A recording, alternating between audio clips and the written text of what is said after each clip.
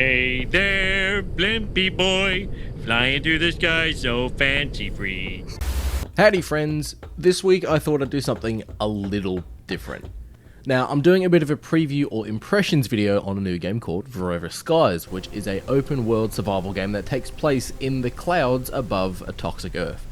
But with being more of a preview style video, I won't fully break down the game on what does and what doesn't work and what's broken with the game as it is in early access, but I've spent the last couple of weeks with Forever Skies, and as an early access game, how is it? Pretty good. Pretty damn good, lads! Now, I'm not a huge fan of the survival genre. I've played Green Hell and I've had friends pester me to play things like The Forest, but the only survival game that I've played for a random bit of fun was the original Subnautica, which I was a chicken shit with. At the first sight of a shark, I noped out of there and returned to play creative mode until I saw those big ass Leviathan things in the deep, and yeah, I just turned the game off.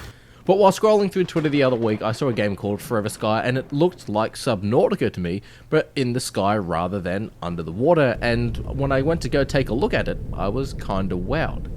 Forever Sky starts off very similar to that of Subnautica, where you crash land, you have to find some resources and survive.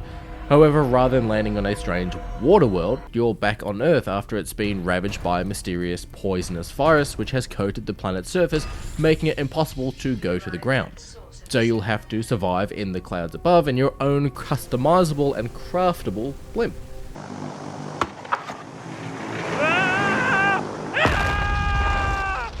If you've played any survival game, you'll sorta know what you're in for, but unlike Subnautica and other survival games, there's no real threat or danger in the game, at least that is for now, because the game's in early access. So you won't be creating guns and stabbing weapons and all that sort of stuff.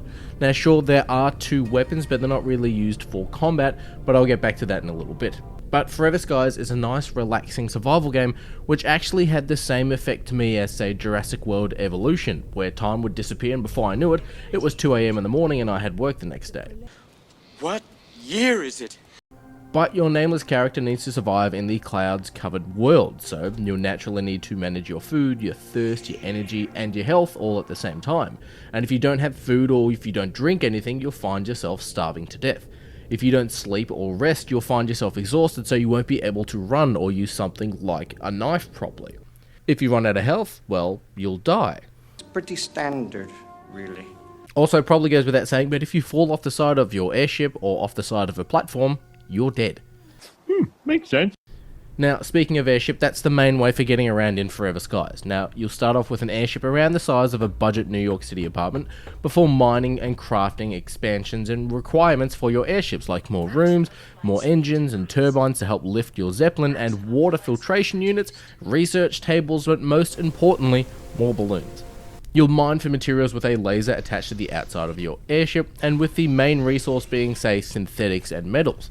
But there are multiple other resources like glass, helium, plastic, and well, with all of these materials, you'll go to crafting stations or your research station, and you'll either craft the item you need, or you research the item that you need to craft next. But, well, we know how a survival game works, but how is the gameplay? Well, it's a bit like Sea of Thieves in that Forever Skies is just relaxing. When flying around in the calm skies, it's a breeze. Shut up. Get out. But just like how Sea of Thieves has storms, there are storms here, and depending on where you are or how high you are in the atmosphere, lightning can strike your airship and you'll need to repair your ship. And it's pretty frantic to either find yourself quickly maneuvering or trying to quickly maneuver a blimp in the middle of a storm, or finding yourself dropping altitude real quick to actually get out of the lightning strike zone. Now, outside of flying your airship or upgrading your airship or mining materials for your airship, what else is there to do in Forever Skies? Well, not much really. You'll start off with simple challenges like craft items and, manage your thirst and hunger as you learn to fly, before getting simple objectives that'll say, go to this tower. But to reach that tower, you'll need to craft upgrades for your ship to reach a new altitude.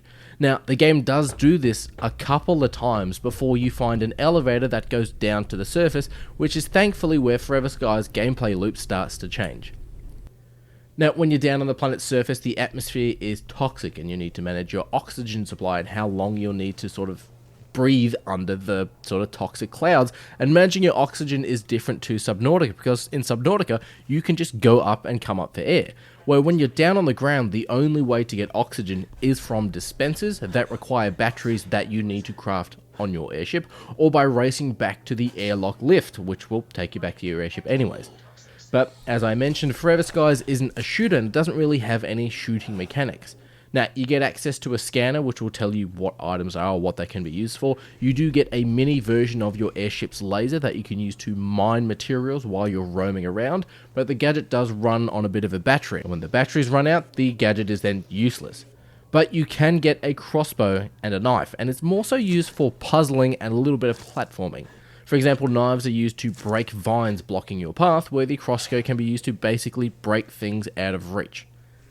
Now, it doesn't overly seem like exciting stuff when you do get down to the planet's surface, as you'll have a very limited amount of oxygen, and you won't really be exploring too much without either having to dash back to the airlock for more air, or by creating batteries for oxygen dispensers scattered around. But what about the airship? Is it fun to fly?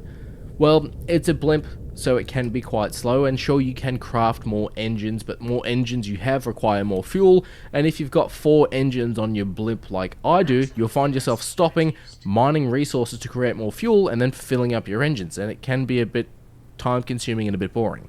But should you take a look at Forever Skies? Well, it all depends. If you've not played a survival game before, then yeah, I'd recommend it because it's a great way to ease yourself into these style of games. Forever Skies also works well as a title to just relax and roam around with.